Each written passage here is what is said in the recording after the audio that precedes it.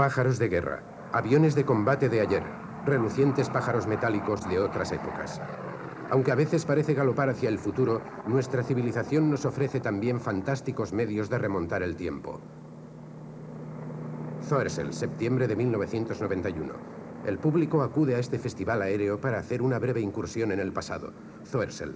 ¿No parece más bien que estemos en septiembre de 1944? Pero no olvidemos jamás la absoluta infamia de todas las guerras, aunque a veces nos embargue la nostalgia. La nostalgia del fruto prohibido que devoraron ávidamente jóvenes apenas salidos de la adolescencia. Jóvenes fascinados por la potencia de los mortíferos juguetes que se ponían en sus manos. Messerschmitt 109, Spitfire, Avenger, Mustang, Corsair. Tenían apenas 20 años y en sus manos monstruos de 2000 caballos. The best years of our lives. Los mejores años de nuestra vida. Así ha bautizado un coleccionista norteamericano el Warbird que compró en recuerdo de aquel otro en el que 50 años antes se jugara la vida.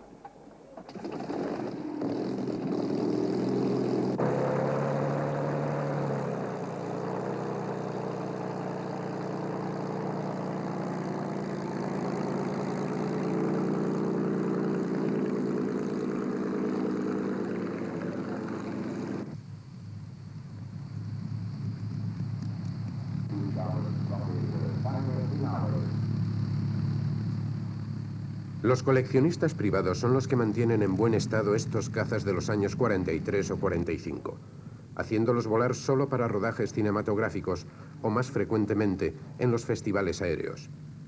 Apenas unas horas de vuelo al año a cambio de muchas más horas de cuidados esmerados. Estas máquinas son las últimas de su especie. Apenas quedan unos pocos ejemplares de las decenas de miles que se fabricaron, porque ninguno de estos supervivientes fue diseñado para perdurar. Los aviones de hoy no pueden alcanzar la belleza de un Mustang, con su nariz apuntando al cielo, un cielo que su enorme hélice parece impacientarse por perforar.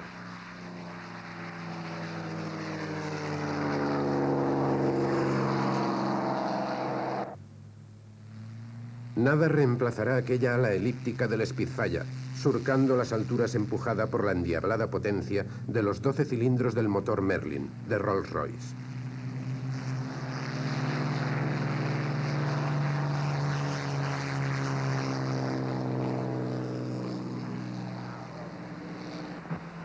Nada hará olvidar al pequeño pero gigantesco Messerschmitt 109, con su deslucida cúpula con aspecto de jaula.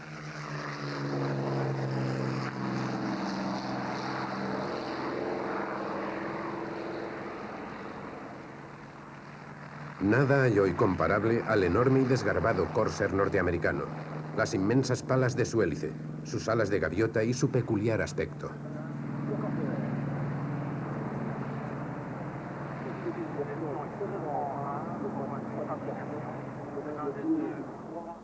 Nada que borre de las memorias las enormes escarapelas que lucían hace 50 años los Spitfire cuando combatían por reconquistar la libertad de los pueblos sometidos.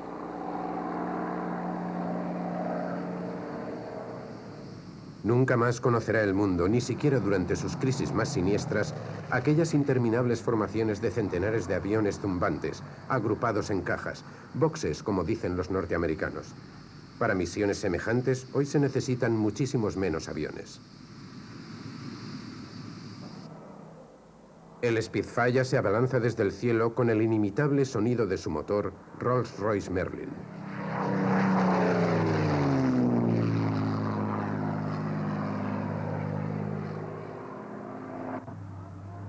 Aun siendo más grande que el Spitfire y equipado con el mismo motor, el Mustang alcanzaba mayor velocidad.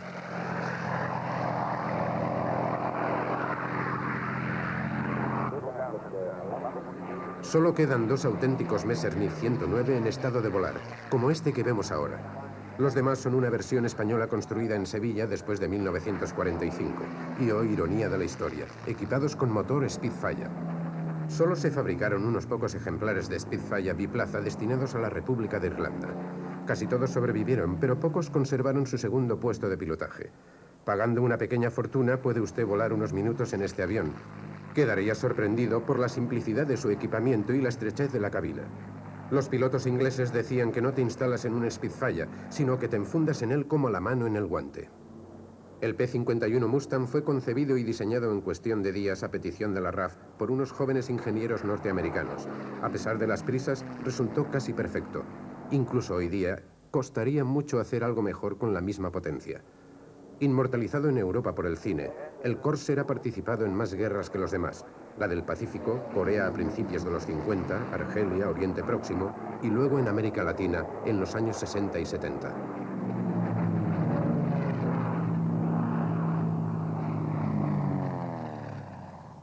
El voluminoso Avenger, avión torpedo de 3 plazas, tuvo una carrera menos brillante pero casi igual de larga. Al igual que el Avenger, el Corsair fue construido para los portaaviones de la Marina de los Estados Unidos. Fue diseñado al estilo norteamericano, con el máximo de potencia posible, una cabina de pilotaje muy amplia y grandísimos depósitos de carburante. Terminada la representación, los actores vuelven lentamente a sus camerinos.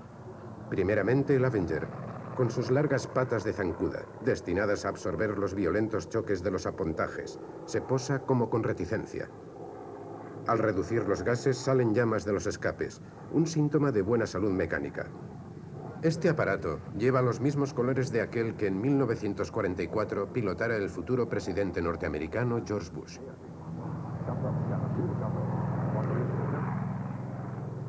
Con el aspecto de un ave marina, el Corsair va a posarse suavemente. El piloto mantiene la proa baja para ver la pista. Como los otros Warbirds, el Corsair no fue concebido para estas largas pistas de cemento como la de Zoersel, sino para los cortísimos puentes de los portaaviones. Originalmente, más que posarse, se dejaba caer, pero su actual edad no le permite ya aquellos excesos juveniles. Más mal que bien, los Warbirds se adaptan a las pistas modernas, que no son las que más les convienen. En su época, estos aviones nunca tenían que rodar mucho tiempo en aquellos campos de aviación sin pista, en los que siempre era fácil mantenerse cara al viento. Este ya no es el caso de los aeródromos modernos. Observen el aterrizaje del Mustang. El piloto mantiene la proa horizontal el máximo tiempo posible para poder ver delante de él. Y es que una vez posado, el largo capó del avión impide toda visibilidad delantera. En esas condiciones, mantenerse en la pista exige reflejos rápidos, como muestran los nerviosos movimientos del timón de dirección.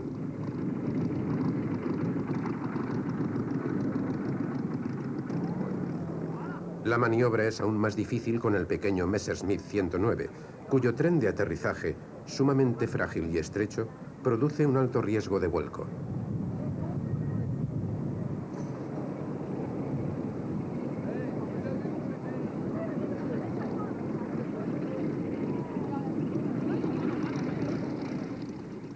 El Spitfire padece el mismo defecto. A todas luces no está hecho para rodar.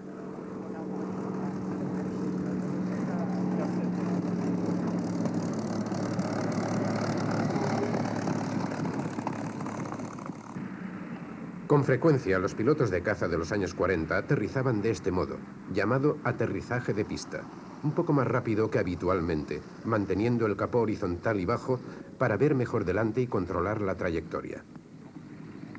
Todos estos aviones son fáciles de pilotar. Sin embargo, pueden ser muy peligrosos en el despegue y el aterrizaje para los pilotos de hoy en día, acostumbrados a aparatos más seguros en este aspecto. Hay que llegar al parking deprisa. A estos aviones no les conviene rodar mucho tiempo. Sus motores, refrigerados por líquido, se recalientan muy rápidamente cuando no vuelan.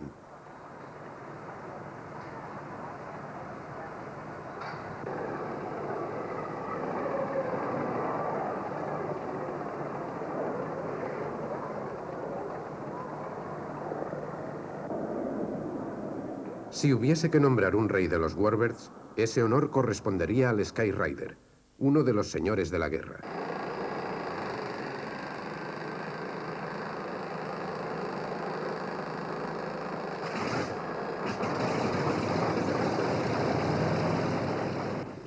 El Skyrider, último de los cazabombarderos a hélice, pertenece ya a una época que anuncia la aparición de los aviones a reacción. No hay que dejarse engañar por su rudo aspecto de fortaleza medieval. Si se le examina detalladamente, el aparato sorprende por su complejidad y refinamiento aerodinámico. Su sólida estructura esconde una densa red de arterias y venas hidráulicas. Contrariamente a lo que sucede con otros Warbirds, muchos de cuyos mandos son directos, buena parte de los mandos del Skyraider son automáticos o asistidos por un sistema de bombas y elevadores, que son uno de los rasgos que diferencian los aviones a hélice de los años 40 de los aviones a reacción de los 50. El Skyraider es el mayor de los aviones monomotores a pistón, y con sus 2.500 caballos, también el más potente. Fue diseñado en 1943 para la Armada norteamericana. Participó en la Guerra de Corea en 1950 y 15 años más tarde en la de Vietnam. Allí resultaba ya anacrónico rodeado de reactores con alma electrónica y plenos de energía. Recibió el mote de Spad, en referencia al caza francés de 1916.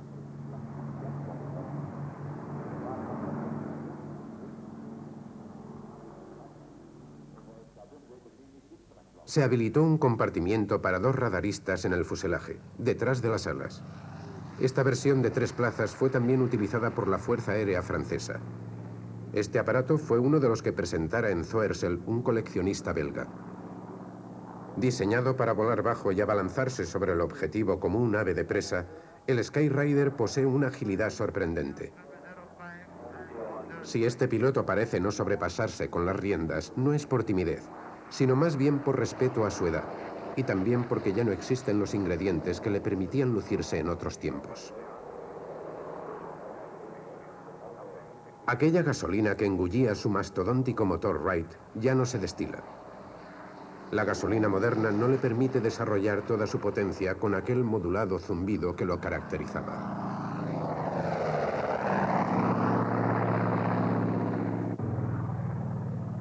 Contrariamente a muchos de sus predecesores, el Skyraider es muy manejable y a pesar de sus 5 toneladas, se posa con exquisita suavidad.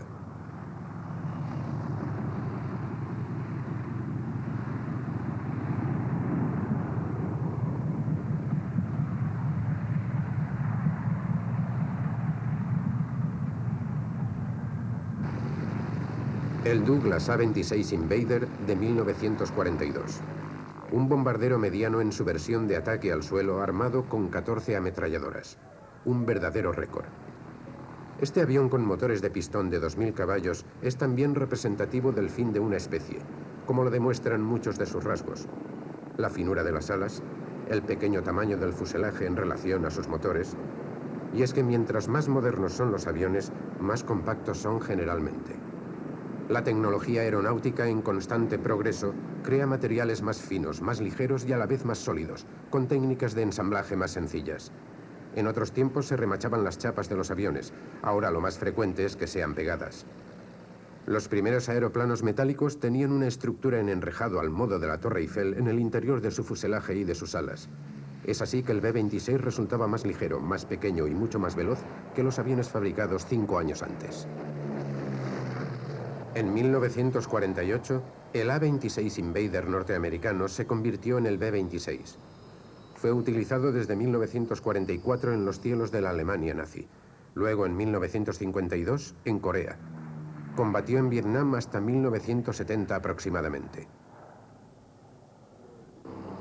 Rozando casi la copa de los árboles, este potente aparato rociaba municiones por toneladas sobre los escurridizos guerrilleros de las junglas, aunque su efectividad era muchas veces insignificante. Algunos años antes, los franceses utilizaron el Invader en guerras semejantes, tan crueles como inútiles, en lo que todavía se llamaba Indochina. Sus cualidades de vuelo también lo diferenciaban de sus predecesores. Capaz de mayor velocidad, necesitaba volar más rápido y disponer de mayor espacio para evolucionar a sus anchas.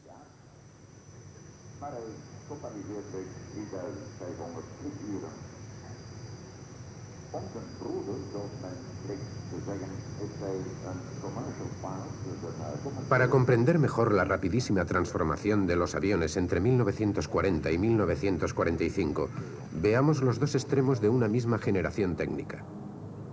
Tiger Cat, el formidable Grumman F-7F, un caza nocturno de la Guerra de Corea, aparecido en 1944. Mitchell, el B-25 de 4 plazas, bombardero medio norteamericano producido en 1940.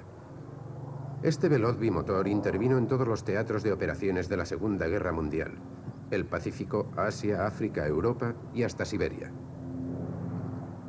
Fíjense cómo se ha reducido el fuselaje del Tiger Cat al mínimo necesario para un piloto y su radarista. En proporción, sus motores de 2.500 caballos parecen enormes.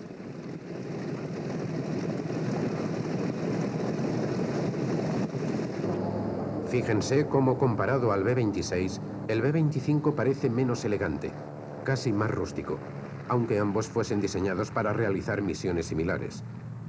Es igualmente significativo que, a pesar de su brillante ejecutoria, el B-25 fue retirado al cabo de menos de 10 años de carrera, mientras que el B-26, con un historial menos glorioso, fue mantenido en primera línea durante 30 años. A veces el progreso técnico es ingrato. El Tiger Cat tuvo una carrera más bien efímera, a pesar de ser lo más logrado en materia de aviones a pistón. Aunque era apenas unos años más reciente que el Mitchell, anunciaba ya el advenimiento de una nueva aviación.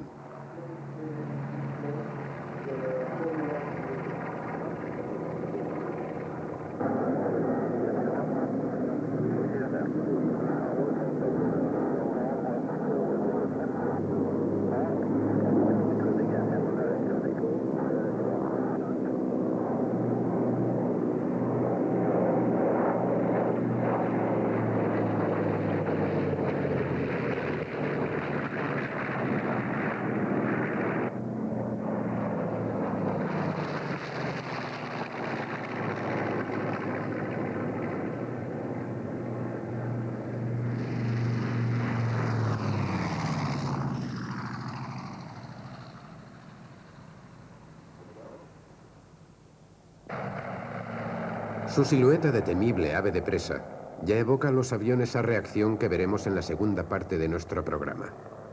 Ahora bien, son precisamente esos aviones a reacción los que condenaron al Tiger Cat a desaparecer prematuramente.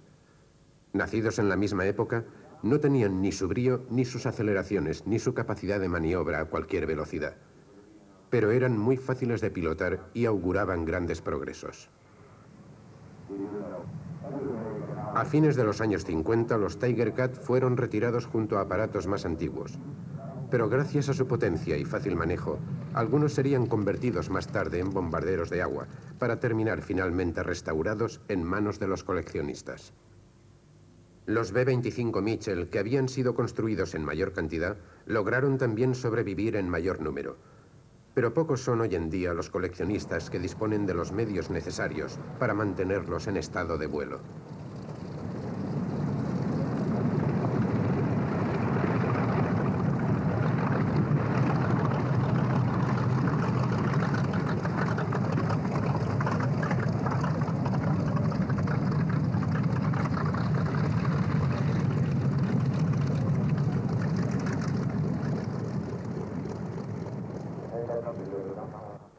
La fortaleza volante. El señor de la guerra, el gran ancestro. Uno de los aviones más antiguos exhibidos en Zoersel. Cuando vio la luz a mediados de los años 30, el B-17 era casi una máquina de vanguardia. 10 años más tarde había quedado ya completamente superado. Y sin embargo, suscita en los hombres del aire mayor emoción que cualquier otro de esta fiesta aérea.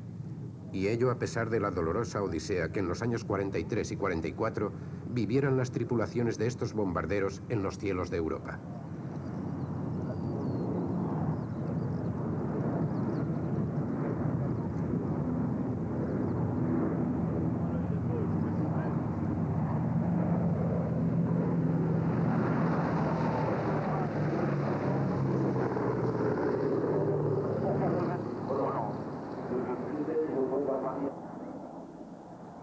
A pesar de su tamaño, de sus 4 motores turbocomprimidos, de sus 13 ametralladoras pesadas y de su tripulación de 9 hombres, la fortaleza volante no deja de ser un avión muy sencillo, fácil de pilotar y muy dócil. Con el B-17 se podían hacer muchas cosas que resultaban imposibles con sus sucesores más fogosos. Grandes, sin ser enormes, y a pesar de sus sistemas automáticos que anunciaban el futuro, los B-17 se adaptaban a todos los pilotos, incluso los que llegaban tras una formación rapidísima. Como un caballo bien domado, el avión perdonaba las faltas del piloto bisoño. La mayor parte de sus sucesores no eran tan indulgentes y exigían de sus jinetes más atención y más profesionalismo. El B-17 representaba la transición entre dos épocas. Sus cualidades de vuelo eran características de los años 30 y 40, pero la tecnología de sus sistemas era ya la de los aviones a reacción. Un aterrizaje con resbale de cola. Una maniobra hoy casi en desuso, al punto que ya nos enseñan las escuelas de pilotaje. Este resbale es la marca de una cultura, de un estilo refinado que solo aprecian los conocedores. El B-17 se burla del tiempo que pasa y conserva su nobleza de antaño. No es sorprendente, pues, que unos B-17 construidos en torno a 1940 hayan permanecido en servicio activo en el Instituto Geográfico Nacional francés hasta fines de los años 80. Los aviadores son casi siempre gente apasionada, poetas románticos. Para ellos no hay aviones nuevos y aviones viejos, sino compañeros de aventura, no siempre amables, por cierto. Sin embargo, ninguno es relegado al olvido, y es que el hecho de volar jamás pierde su magia. Hay aviones del pasado que merecen más que atención. ¿Qué sabemos del Douglas DC-3? Que tiene más de 50 años, que fue el vector de los paracaidistas en casi todas las guerras desde que existe el paracaidismo, que de los 10.000 ejemplares construidos aún quedan cientos utilizados por compañías aéreas marginales, dirigentes nostálgicos y no pocos traficantes. Sin embargo, no habría que olvidar que desde que el DC-3 entrara en servicio en 1938, los aparatos que volaban hasta entonces en las diferentes compañías aéreas resultaron todos inmediatamente obsoletos, al igual que la idea misma que se tenía entonces del transporte aéreo.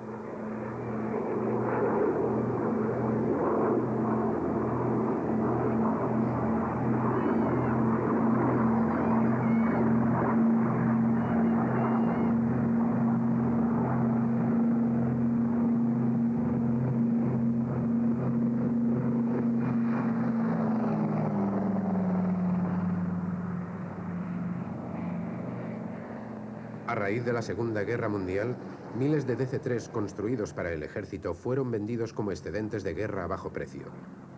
Fue así que en un mundo exangüe que había que reconstruir, el viejo DC-3 siguió reinando en un mercado en el que sus competidores más recientes no conseguían reemplazarlo. La gasolina que engullen sus voraces motores escasea y resulta muy cara. Las turbinas son más frugales y el queroseno que consumen es 3 o 4 veces más barato. Ningún problema.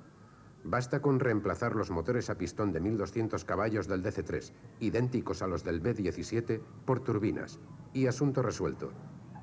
Se podría apostar que en el próximo siglo, el DC-3 será uno de los poquísimos aviones centenarios.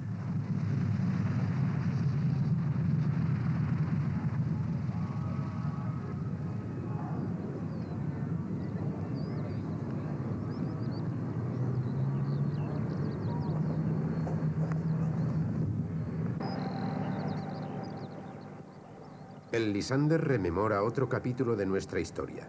Menos brillante, pero quizás más entrañable. Cuando los nazis imponían su dictadura sangrienta y aberrante en Europa continental, cuando Gran Bretaña era el último refugio de la libertad, los Lysander, como pájaros nocturnos, aterrizaban en pistas improvisadas a la luz de la luna para infiltrar en los Países Bajos, en Bélgica o en Francia, agentes secretos que sembrarían la esperanza. Este era el avión de los maquis, el Westland Lysander, aparato de reconocimiento y bombardeo nacido en 1936 y dotado de sorprendentes cualidades de despegue y aterrizaje cortos. Pero pedimos perdón por difundir algo casi inconfesable. El Lysander no era un avión muy bueno. Su fuselaje es grande solo por fuera. Su complicada estructura de tubos redondos y cuadrados deja poco sitio libre en el interior. Además, el avión es demasiado corto, lo que penaliza su estabilidad. Sus alas tan características encierran un dispositivo hipersustentador automático revolucionario en su época, pero no bien puesto a punto. Hay momentos en que la capacidad técnica no está a la altura de las ambiciones de los ingenieros. Ciertamente el sistema es fiable y no impide que el trabajo del Lysander se parezca más al de un helicóptero en una época en que aún no había helicópteros. Los viejos aviones nos muestran que los progresos de la aviación se han logrado por etapas, a veces muy rápidamente. También nos recuerdan que a pesar de protagonizar tragedias de la historia, estos aviones siguen siendo a nuestros ojos máquinas extraordinarias. La guerra moderna. Máquinas que se confunden con la naturaleza. Aviones que atacan como los indios o como serpientes, características que a veces evocan sus nombres. Apache, Cobra. Una aproximación rasante, paciente, lenta, astuta. Y luego el ataque, la mordida repentina, nítida, precisa, mortal. Las guerras modernas son ahora como estos helicópteros, el Apache, el Cobra o el Nighthawk. Aparatos repletos de sistemas y armas para volar, ver, apuntar, destruir con precisión el objetivo por pequeño que fuese, en cualquier momento, en cualquier lugar, con tiempo bueno o pésimo, de día o de noche. Destruir, pero solo lo necesario, infaliblemente. Digan lo que digan, también es un progreso. Y es que la eficacia misma de las armas modernas tiene un alto poder disuasorio. Hacerse temer es un medio universal de disuadir al adversario. Y estas máquinas no solo tienen el veneno, sino también el aspecto amenazador y hasta el color de los insectos peligrosos o de los reptiles letales.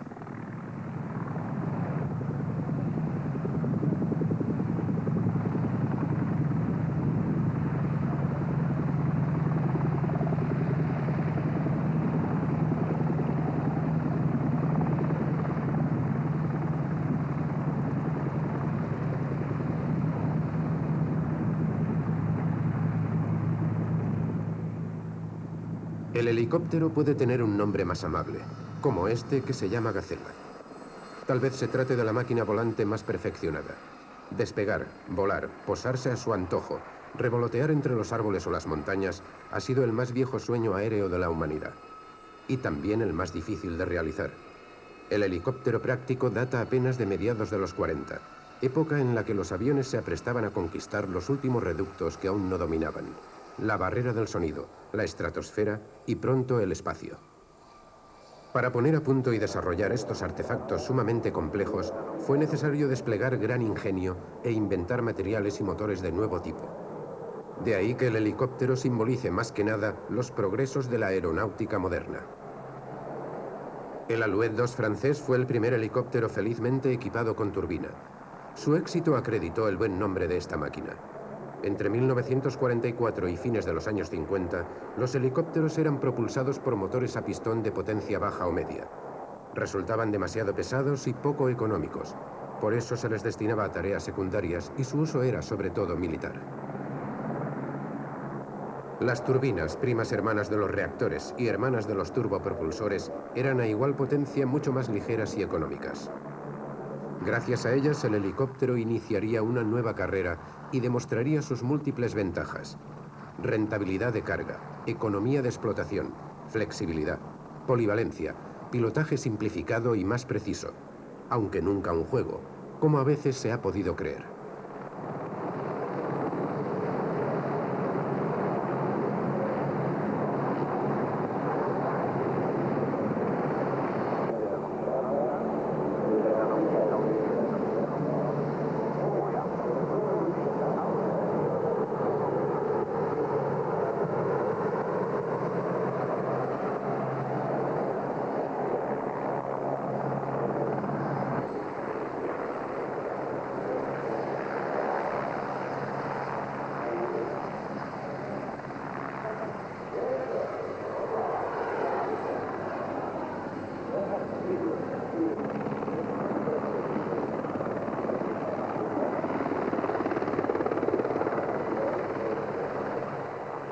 El Alouette 2 se vendió en el mundo entero, y casi 30 años después de su primer vuelo, lo que es mucho para una aeronave, sigue siendo interesante.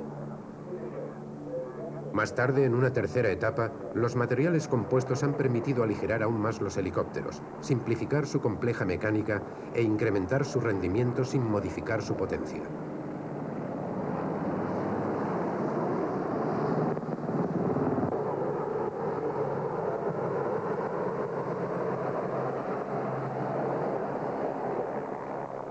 La introducción del turborreactor marcó el inicio de la nueva era.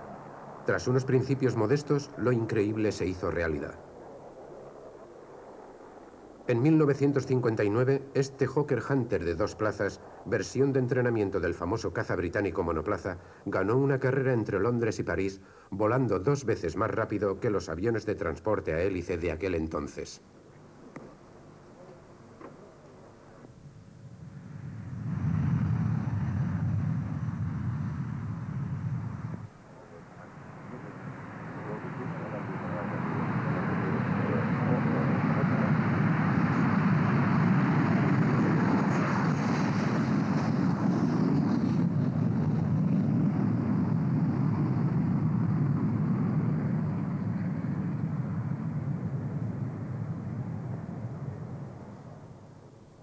Todavía conservaba algunas características de los aparatos con motor a pistón, mandos muy suaves y excelente capacidad de maniobra, incluso a baja velocidad.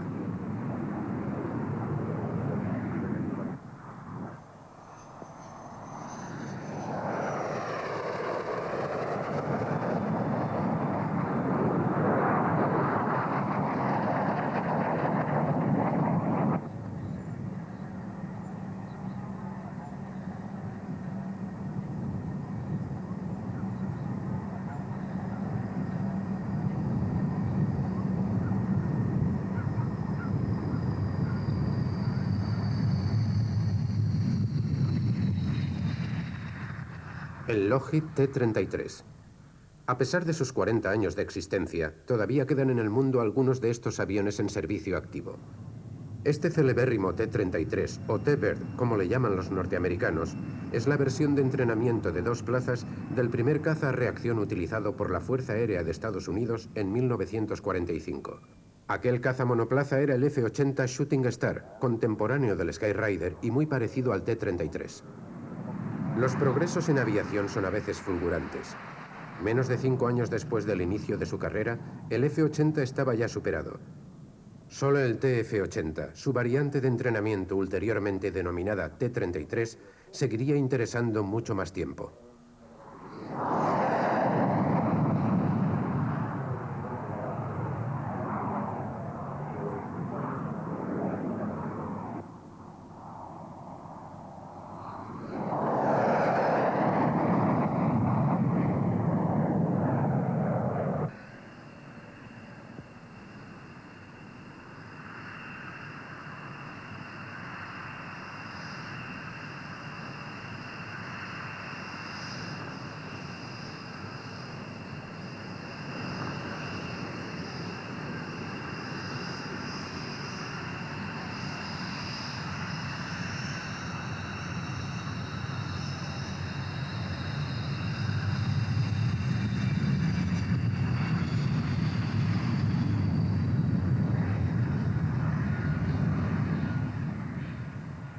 Remontémonos aún más atrás, hasta el nacimiento de los aviones a reacción.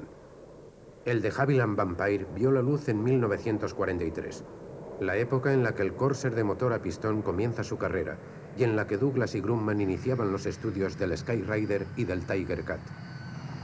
El Vampire fue uno de los 2 primeros cazas a reacción británicos y el 4.º turborreactor militar del mundo. Diseñado deprisa y corriendo, con un fuselaje parcialmente de madera, fue incorporado a los escuadrones de la RAF a raíz de la Segunda Guerra Mundial. Durante unos 10 años el Vampire se vendió y también se construyó bajo licencia en muchos países, particularmente en Francia y en Suiza. Es sorprendente que los suizos, que tienen fama de gente responsable y capaz, hayan mantenido sus Vampire en servicio activo hasta 1989, época en la que todos los aviones son ya auténticos ordenadores volantes. Desde el principio, el pequeño Vampire, con sus 2 curiosas vigas, voló más rápido que los más potentes aviones a hélice. A bordo del aparato, los pilotos descubrían otro arte de volar, silencioso, sin vibraciones, mucho más fácil de pilotar. Ya no había que luchar a brazo partido con los mandos para contrarrestar los efectos de torsión o par de giro de las hélices en rotación.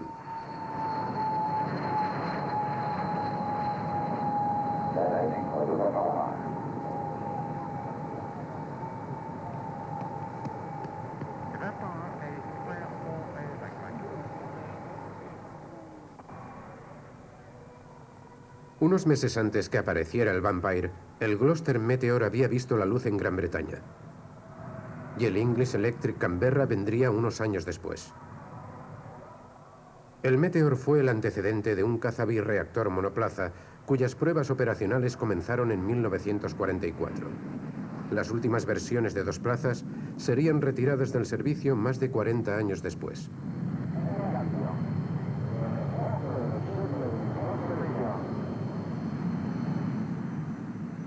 Con el Canberra, la aviación inició una nueva etapa. Fue a principios de los años 50. A partir de entonces se evolucionaría a altitudes que hasta esa fecha alcanzaban solamente los prototipos de prueba en la estratosfera. Varios detalles denotan la avanzada edad del Meteor y del Canberra. Las grandes ruedas del Canberra y, sobre todo, en ambos casos, alas grandes y rectas, sin olvidar los motores encastrados en las alas. A pesar de su aspecto anticuado, el Meteor volaba muy rápido. En 1946, cuando el Skyrider entraba en servicio, el Meteor alcanzaba los 991 km/h.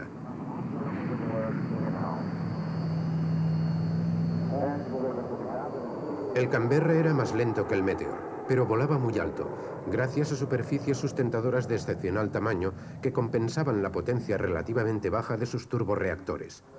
Con el Canberra apareció toda una generación de bombarderos capaces de volar muy alto, fuera del alcance de los cazas y también, al menos así se creía, de la defensa antiaérea.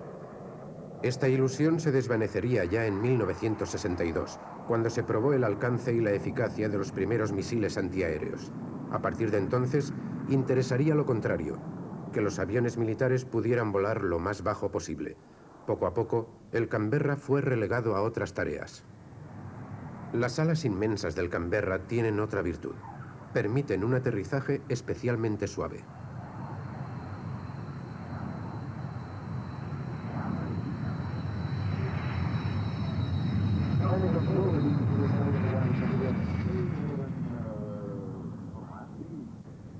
El Meteor en fase de aterrizaje.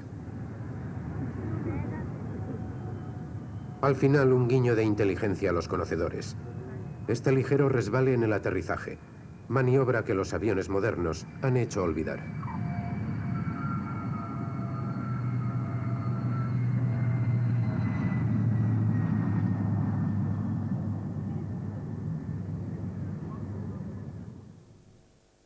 Aunque el progreso avanza al galope, el pasado suele ser tenaz.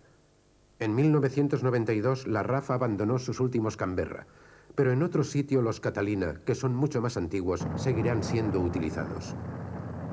Ese otro sitio es Perú, donde todavía vuelan algunos de esos preciosos hidroaviones transformados en bombarderos de agua. Cuando los japoneses atacaron Pearl Harbor en diciembre de 1941, el Consolidate PBY Catalina ya llevaba 5 años patrullando el Pacífico. Podía mantenerse en vuelo durante 17 horas y desde 1940 participó en casi todos los conflictos, primero como avión de reconocimiento y antisubmarino, luego como aparato de salvamento en el mar. Casi 30 años después se convertiría en bombardero de agua. Pocos son los coleccionistas que pueden permitirse aparatos de tal tamaño. Frecuentemente, su mantenimiento se financia gracias a los patrocinadores. Estos aviones son piezas de museo.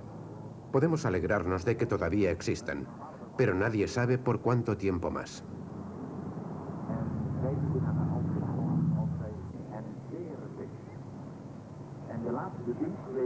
El Catalina es un magnífico anfibio que se siente a sus anchas en tierra, mar y aire. Puede parecer un poco patoso, pero en buenas manos, como las que tuvo en España, dio un formidable resultado.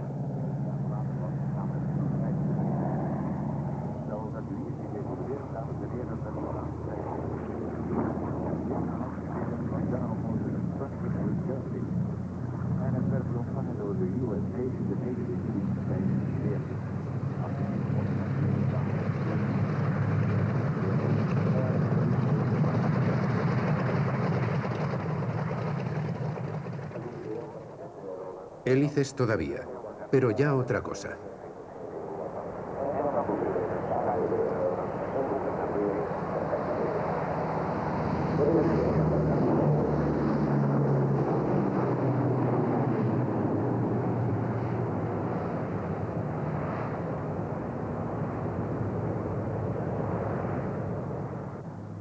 El Hércules de Lockheed.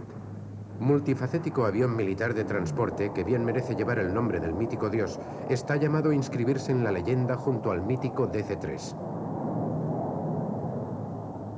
Asociado siempre a las aeronaves, en las buenas y en las malas, el paracaídas no puede faltar en una fiesta aérea. Hijo de la Primera Guerra Mundial, el paracaídas también ha evolucionado mucho desde la última gran contienda internacional. Poco se parece ahora a la tradicional cúpula de seda. Los paracaídas actuales constan de dos entrepaños de tejido ligero, entre los que se cuela el aire para formar una especie de campana rígida. Una vez hinchados, hacen las veces de alas, al punto que los paracaídas denominados cuadrados se pilotan con gran precisión, como si fuesen pequeños planeadores. Los aviones de transporte modernos han sido diseñados para aterrizar en pistas mal preparadas y muy cortas, que resultan impracticables para muchos aviones de turismo. Todos llevan una rampa trasera que puede abrirse en vuelo para lanzar paracaidistas o cargas voluminosas. Gracias a esta rampa de carga y a su capacidad de aterrizaje en pistas improvisadas, pueden desembarcar hombres y material en lugares poco accesibles.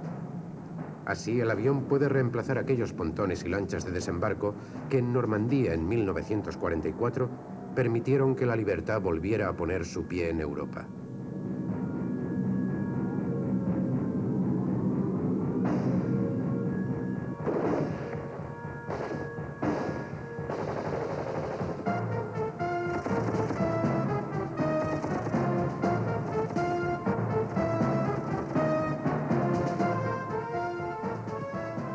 Hoy en día, hasta los blindados pesados pueden ser transportados por aire.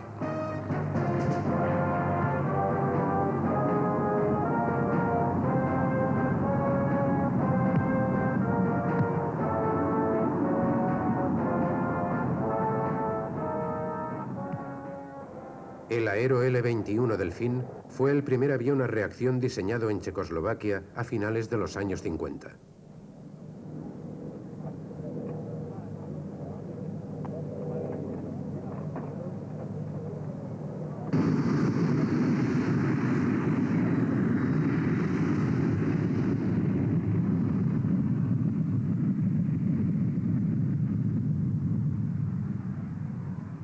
Actualmente este avión de entrenamiento está superado. Algunos ejemplares están ya en los museos, otros siguen en servicio. El L-29 no es muy conocido en Occidente, pero en los países del antiguo bloque del Este es tan célebre y difundido como es o ha sido el T-33 en nuestros países. Como el T-33, al L-29 le falta potencia y por ello su despegue es laborioso.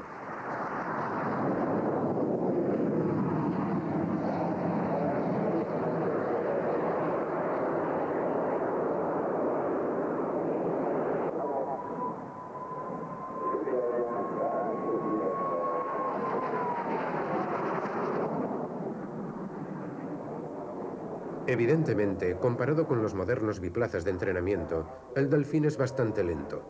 No obstante, posee excelentes cualidades de maniobrabilidad a cualquier velocidad. En alguna medida, esta es una característica de casi todos los aviones checoslovacos. La silueta del Delfín también denota la edad de su diseño.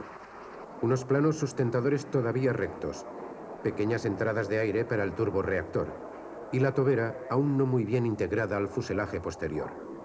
Por último, la cúpula de la cabina atestada de montantes, menos que en el caso del Meteor, pero bastante más que en los biplazas modernos.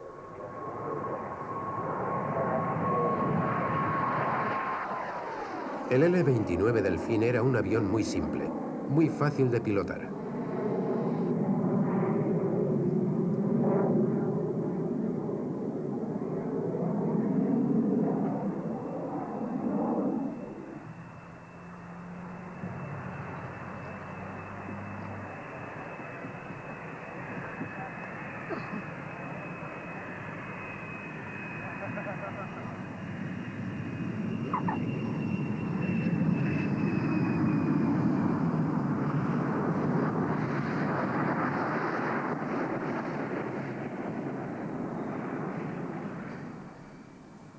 Resulta bastante paradójico que un avión blindado de ataque, erizado de soportes de armas como el Sukhoi 25, sea aquí un símbolo de reconciliación y de paz. No hace mucho tiempo era impensable que este aparato participara en un festival aéreo occidental.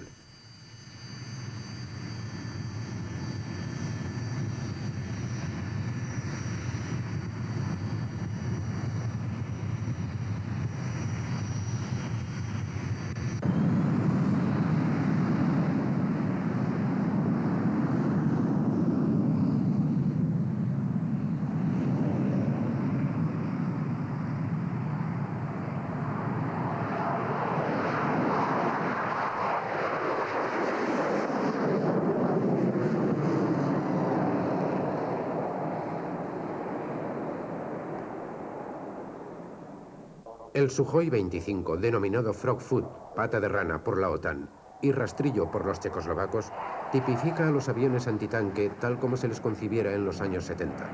Bastante lento, muy maniobrero, capaz de transportar una pesada carga, robusto y no complicado. Normalmente el armamento queda bastante oculto a ojos de un adversario potencial. Precisamente en prenda de amistad, los checoslovacos decidieron enviar a Zoersel, por primera vez a un país de la OTAN, uno de estos aviones militares. Aunque el Sukhoi 25 de fabricación soviética no sea ya un desconocido, para muchos espectadores se trató de una verdadera revelación. Si se parece mucho a su homólogo norteamericano, el A-10, es sencillamente porque cuando distintos ingenieros enfrentan un mismo problema, lo resuelven casi siempre de manera similar.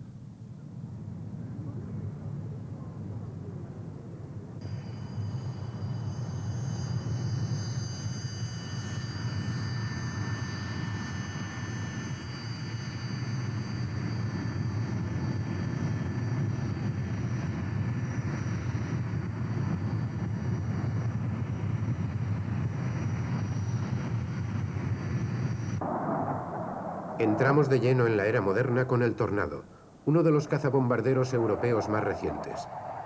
Este avión es todo un símbolo. Primeramente por lo que no se ve, su origen, por ejemplo. Fue diseñado y fabricado entre 3 países, Italia, Alemania y Gran Bretaña. 3 países unidos no tanto por el sentimiento de pertenecer a la misma comunidad, como por la necesidad de compartir costes difíciles de asumir por uno solo. Y es que una de las características de todo avión civil o militar moderno es su coste astronómico.